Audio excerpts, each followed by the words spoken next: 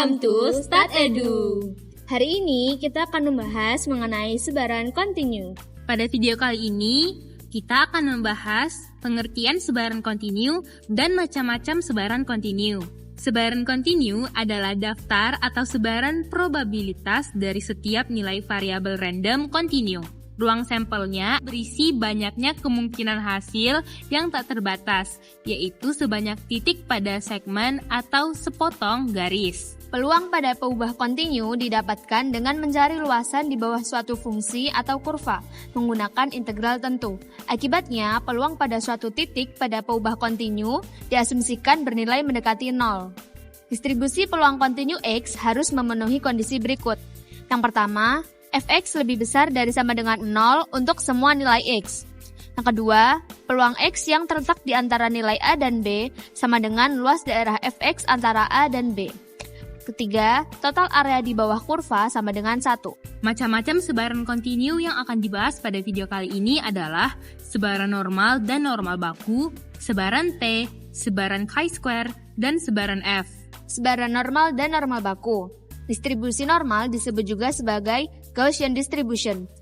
Distribusi normal atau sebaran normal merupakan sebaran yang secara luas banyak digunakan dalam berbagai penerapan. Sebaran normal merupakan sebaran kontinu yang mensyaratkan variabel yang diukur harus kontinu, misalnya tinggi badan, berat badan, skor IQ, jumlah curah hujan, dan lain-lain. Karakteristik sebaran normal. Yang pertama, kurva berbentuk garis lengkung yang halus dan menyerupai genta atau lonceng. Yang kedua ekor atau ujungnya semakin mendekati sumbu absisnya tetapi tidak pernah memotong atau disebut asimtot sumbu X.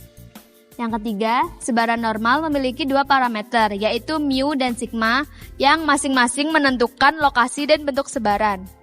4. Titik tertinggi kurva normal berada pada rata-ratanya.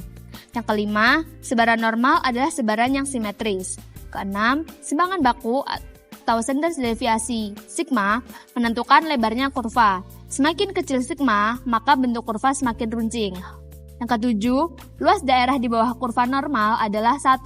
Sekitar 68% dari data termasuk dalam 1 sigma dari mu.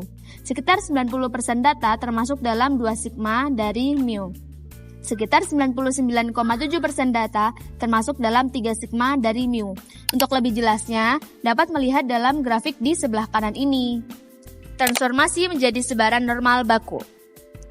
Persamaan kurva normal tergantung pada nilai-nilai mu dan sigma, maka kita akan memiliki bermacam-macam bentuk kurva. Oleh karena itu, dikembangkan suatu cara untuk mentransformasikan setiap hasil pengamatan yang berasal dari sembarang variabel acak normal X menjadi variabel acak normal Z dengan mu sama dengan 0 dan sigma sama dengan 1. Nilai Z atau standard units adalah angka yang menunjukkan penyimpangan suatu variabel acak X dari mean dihitung dalam satuan standar deviasi. Rumusnya, Z sama dengan X dikurangi mu dibagi sigma. Berikutnya yaitu sebaran T. Sebaran T dipakai untuk jumlah sampel kurang dari 30, sehingga nilai standar deviasi berfluktuasi relatif besar. Luas daerah di antara kurva fungsi itu dan sumbu T adalah 1. Bilangan n-1 disebut derajat kebebasan atau dk, yaitu kemungkinan banyak pilihan dari sejumlah objek yang diberikan. Sifat distribusi T yaitu mempunyai rata-rata sama dengan 0, tetapi dengan standar deviasi yang berbeda-beda sesuai dengan besarnya sampel. Semakin besar sampel, maka semakin mendekati sebaran normal. Nah, ini rumusnya yaitu T sama dengan X bar dikurangi mu per akar S kuadrat per N. X di sini adalah nilai rata-rata sampel, mu adalah nilai rata-rata populasi, S adalah standar deviasi sampel, N adalah banyaknya sampel. Berikut merupakan kurva perbandingan dengan standar normal Z atau kurva Z dengan T distribution. Selanjutnya adalah sebaran chi-square. Sebaran chi-square umumnya digunakan dalam uji hipotesis dan seluruh nilai dalam distribusinya positif. Sifat sebaran chi-square yang pertama, mean lebih besar daripada median dan modus. Yang kedua, asimetris. Kurvanya condong ke kanan, tetapi semakin simetris seiring bertambahnya V atau derajat bebasnya. Jika V bernilai 1 atau 2, kurva berbentuk seperti huruf J terbalik. Kurva awalnya tinggi dan kemudian turun, artinya ada kemungkinan besar bahwa chi-square itu mendekati 0. Jika V lebih besar dari 2, kurva berbentuk seperti punuk. Kurvanya dimulai dari rendah, meningkat, kemudian menurun lagi.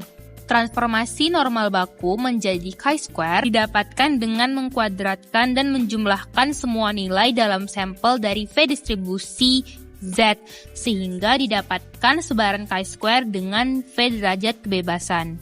Yang terakhir adalah sebaran Fisher. Sifatnya, nilai F itu non-negatif dan bersifat kontinu.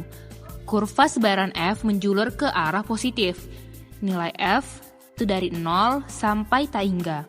Sebaran F mempunyai 2 derajat bebas, yaitu pembilang atau V1 dan penyebut atau V2. Sebaran F diturunkan dari distribusi chi-square, di mana sebaran F merupakan perbandingan 2 distribusi chi-square seperti berikut. Chi-square dengan derajat n per chi-square dengan derajat bebas m per m. Sekian dari Stat Edu kali ini. Terima kasih.